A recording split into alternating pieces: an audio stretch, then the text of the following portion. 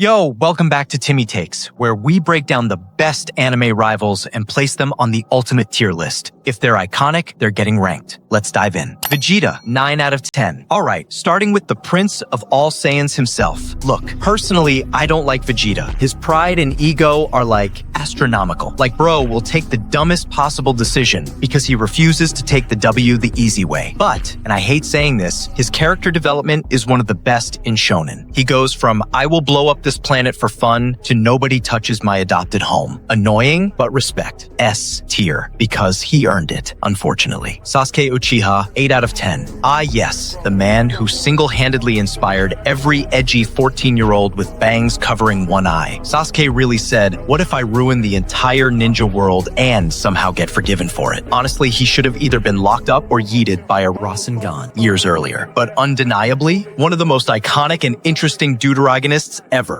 A tier for the Emo King, high A. 8 out of 10, the original Emo King. He's a huge part of Yu Yu Hakusho entity, but gets forgotten nowadays, which is a crime. Cool, brooding, powerful, basically the blueprint for the entire archetype. A tier for the OG Killua, 9 out of 10. Killua is the definition of the show stealer. His bond with Gon, chef's kiss, his development, peak. His Godspeed mode, straight chills. He may be a kid, but he's built different. Easily S tier. Gray, full buster, 7.5 out of 10. Cool character, literally and figuratively. The guy fights mages, strips every 5 minutes, matches Natsu's energy, and dresses better than the entire fairy tale cast combined. My only issue, the rivalry with Natsu always felt one-sided. Gajeel honestly feels more like Natsu's true rival. Still a solid B tier. Bakugo, 8 out of 10. Started as I'm angry. I have this explosive power. I bully this quirkless child for no logical reason. Turned into, okay fine, maybe Deku is kinda cool. Bakugo has some of the best character growth in the entire show, from insufferable menace to someone actually likable and crucial to the plot. A tier. Earned.